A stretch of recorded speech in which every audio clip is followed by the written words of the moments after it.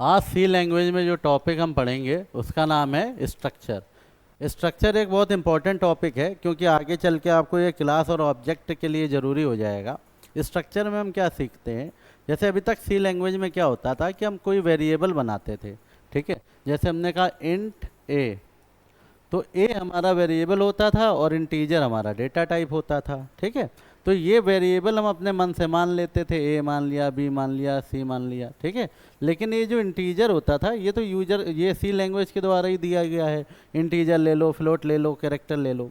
तो स्ट्रक्चर हमको ये ताकत देता है कि हम डेटा टाइप भी अपना मन का बना सकते हैं। ठीक है, आपको सी का डेटा टाइप यूज करने की ज़रूरत नहीं है, आप अपने मन के भी डेटा टाइप बना सकते हैं। और ये डेटा टाइप बनाने के लिए जो चीज़ यूज होती है उसी को हमें क्या कहा गया है, स्ट्रक्चर। अब स्ट्रक्चर को बनाने के लिए जो कीवर्ड यूज करेंगे, कीवर्ड क्या हो जाएगा, कीवर्ड हमारा यूज होगा स्ट्रक्ट। ठीक है, तो स्ट्रक्चर का फ़ायदा क्या होगा, आप एक वेरिएबल में ही एक से ज़्यादा वेरिएबल ले सकते हो। ठीक है, जैसे हमने कहा हम एक ये वेरिएबल ले रहे हैं, इसमें एक इंटीजर वैल्यू ले लेंगे और एक फ्लोट वैल्यू ले लेंगे। क्या ये पॉसिबल है? तो और किसी अभी हमारे डेटा टाइप में पॉसिबल नहीं है, लेकिन स्ट्रक्चर आपका ये काम कर सकता है कि हमने एक वेरिएबल बनाया, इसका नाम है b1। तो b1 में एक वैल्यू हम इंटीजर ले लेंगे और एक वैल्यू हम फ्लोट ले लेंगे। ये हमारा पॉसिबल है। ठीक है, अभी तक क्या होता था कि हम लिखते थे इंट ए, या हम लिखते थे फ्लोट बी, है ना, कैरेक्टर सी। तो ये अलग अलग वेरिएबल हैं जो उनके डेटा टाइप में आप यूज कर रहे हैं, लेकिन एक ही वेरिएबल में दोनों चीज़ें यूज हो जाएं, इंटीजर और फ्लोट, ये इसी काम को कहते हैं स्ट्रक्चर। ओके, अब हम स्ट्रक्चर बनाते कैसे हैं उसको एक उदाहरण से समझते हैं। हम एक प्रोग्राम बनाना चाहते हैं जिसमें सबसे पहले लिख के आए पेज, आपसे पूछे तो पेज कैसा है, इंटीजर। एक और बनाना चाहते हैं जिसमें लिख के आए तो प्राइस क्या है, फ्लोट। ठीक है, और जो इंटीजर है और जो फ्लोट है ये दोनों एक ही वेरिएबल में जाके सेव हो जाए। वो वेरिएबल का नाम कोई भी हो सकता है। ये काम हमें करना है। इस काम को करने के लिए हम लोग यूज करने वाले हैं स्ट्रक्चर। कैसे यूज करेंगे आइए सीखते हैं। तो सबसे पहले हम लोग अपना प्रोग्राम स्टार्ट करते हैं, वो जो कि इंट मेन से ही स्टार्ट होगा। इंट मेन लिख के आपने अपने सी लैंग्वेज के प्रोग्राम को चालू किया। उसके बाद आप क्या लिखते हैं, स्ट्रक्ट। ठीक है, जो कि स्ट्रक्चर का कीवर्ड है, स्ट्रक्ट। अब आप बताएंगे आप किस नाम का स्ट्रक्चर बनाना चाह रहे हैं। तो मैंने कहा मैं बुक नाम का एक स्ट्रक्चर बनाना चाह रहा हूँ। ठीक है, अब बुक नाम का जो स्ट्रक्चर है वो क्या करे, तो वो क्या करे कि इंट पेज, उसके अंदर दो वेरिएबल हो, माने जो हमारा बुक नाम का स्ट्रक्चर है उसके अंदर पेज नाम का एक इंटीजर वेरिएबल हो और एक फ्लोट नाम का प्राइस वेरिएबल हो। ठीक है, तो अभी तक मैंने क्या किया मैं आपको समझाता हूँ कि मैंने एक स्ट्रक्चर बनाया। इस स्ट्रक्चर का नाम है बुक, जिसके दो पार्ट हैं। एक पार्ट है जो इंटीजर वैल्यू लेगा और एक पार्ट है जो फ्लोट वैल्यू लेगा। जो इंटीजर वैल्यू ले रहा है उसका नाम है पेज और जो फ्लोट वैल्यू ले रहा है उसका नाम है प्राइस। ठीक है, ये अभी तक मैंने किया है। ठीक, और इसको मैं यहीं पे टर्मिनेट कर देता हूँ। तो जब मैंने इतना किया तो बेसिकली मैंने एक स्ट्रक्चर डिफाइन कर दिया है। अब इस स्ट्रक्चर का नाम क्या होना चाहिए, तो बुक नाम है। ठीक है, अब वेरिएबल का नाम क्या होना चाहिए, तो अब वेरिएबल लेना पड़ेगा। तो वेरिएबल लेने के लिए आप पूरा लिखेंगे स्ट्रक्ट बुक। ये तो आपके स्ट्रक्चर का नाम हो गया। ठीक है, अब वेरिएबल आप इसके आगे ले सकते हैं, जैसे हमने कहा b1, तो b1 नाम का हमने एक वेरिएबल ले लिया। ये कुछ कुछ वैसा ही है जैसे आप लिखते हो इंट और a। तो a आपका वेरिएबल होता है और इंट आपका डेटा टाइप होता है। ऐसे स्ट्रक्ट स्टूडेंट हमारा क्या है, स्ट्रक्ट बुक हमारा क्या है, स्ट्रक्चर, और b1 क्या है, उसका डेटा टाइप, उसका वेरिएबल।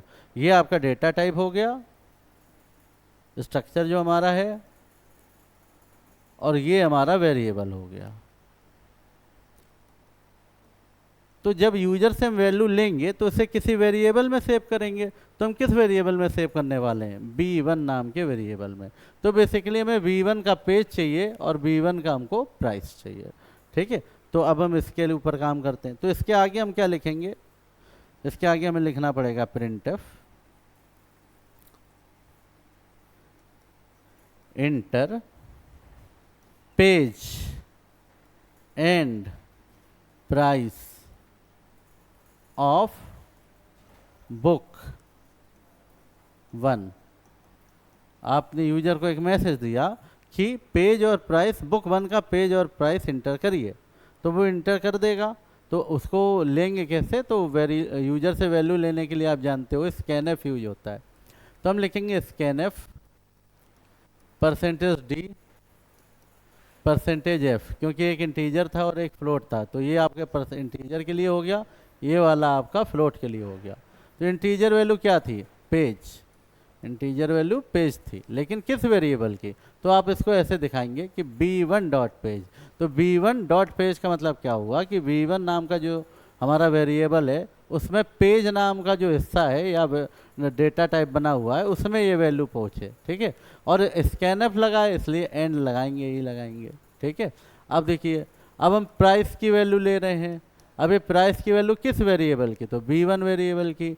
और वैल्यू कैसे ली जाती है? एंड लगा के। तो आप इसको पूरा लिखेंगे, ये आपका कंप्लीट लाइन हो गई यूजर से वैल्यू लेने के लिए।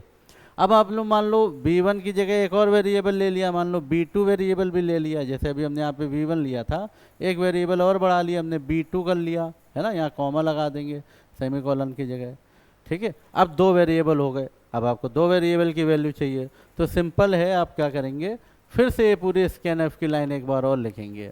Scanf percentage D percentage F and b2 के पेज में ये वैल्यू पहुँचे जो मैं ले रहा हूँ, एंड b2 के प्राइस में ये वैल्यू पहुँचे जो मैं ले रहा हूँ, ठीक है। ये वैल्यू यूजर देगा हमको, ठीक है। तो अब 2 वेरिएबल में 2 वैल्यू आ गई। इसको आप ऐसे समझ लीजिए कि एक b1 नाम का वेरिएबल था, एक b2 नाम के वेरिएबल था, ठीक है। तो जो b1 नाम का वेरिएबल था और जो b2 नाम के वेरिएबल था, इसके 2 हिस्से थे, ठीक है। एक तरफ इंटीजर था और एक तरफ फ्लोट। इंटीजर जो था उसका नाम पेज था और जो फ्लोट था उसका नाम प्राइस था, ठीक है। तो पहले b1 का पेज और b1 का प्राइस लिया, उसके बाद b2 का पेज और b2 का प्राइस लिया। इस तरह से हम वैल्यू लेंगे। तो 2 वैल्यू हमने यूजर से ले ली, अब इनको प्रिंट कराना है। तो प्रिंट कराने के लिए भी हम सेम यही स्ट्रक्चर पूरा टाइप करेंगे, print F percentage D percentage F. अब एंड का निशान हटा दीजिए, बस b1 dot page comma b1 dot price.